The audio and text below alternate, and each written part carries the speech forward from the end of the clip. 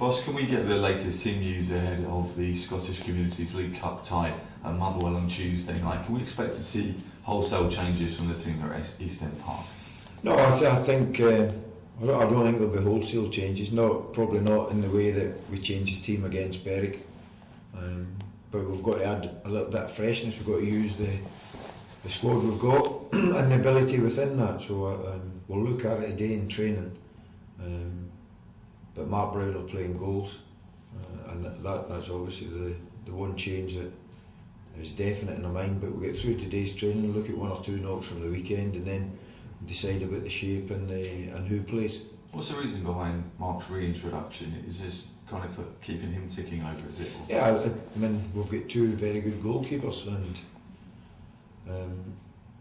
it's to give him something that he can cling on to. Also, at any point, it would bring him, if he does have to come into league action, if we decide to make a change there or something happens to Graham, then he's had games, so he'll be game ready, and I think it's a good way.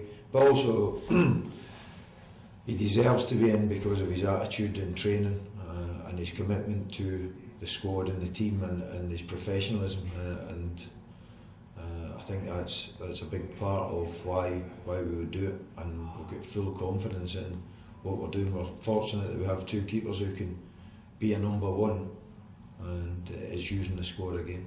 How far away was Ian Murray from featuring at Dunfermline at the weekend?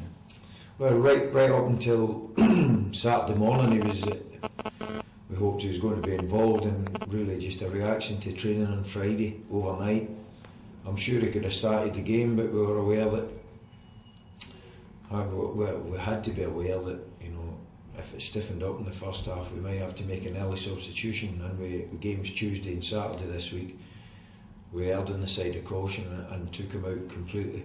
What's happening with Matt Thornhill? You mentioned before that he was carrying a bit of a knock that may require treatment further down the line. Have you now made the decision, because we've got so many midfielders available, to perhaps leave him out to get some rest? No, it came to a point with Matt that we had to pull him out of the training. If we'd continued along, we wouldn't have cured the problem. So, on medical advice, the best way was to withdraw him out of training, let him concentrate on some rehab work and strengthening in that area, and then when he gets back, then hopefully it will have cured. But it's not a definite that that'll happen, so it's one of those that you've got to pull out, then come back, and hopefully the progress is good, but it's not absolutely 100% that that'll happen. So you headed west on Friday to watch the under-19s take on Rangers, obviously resulting in a fantastic victory for the youth team. Ross Caldwell scored a hat-trick. You've obviously given him a taste of first-team action. How far away do you feel is he from really staking a claim? Good distance. Good distance, but you must be quite impressed with what you've seen so far. He's done well, and he makes a big impression. I think going forward, you know, we would like to get him introduced at some point this season.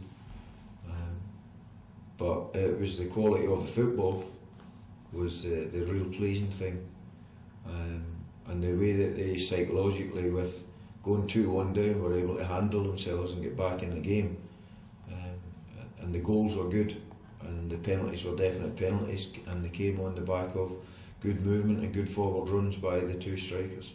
Well,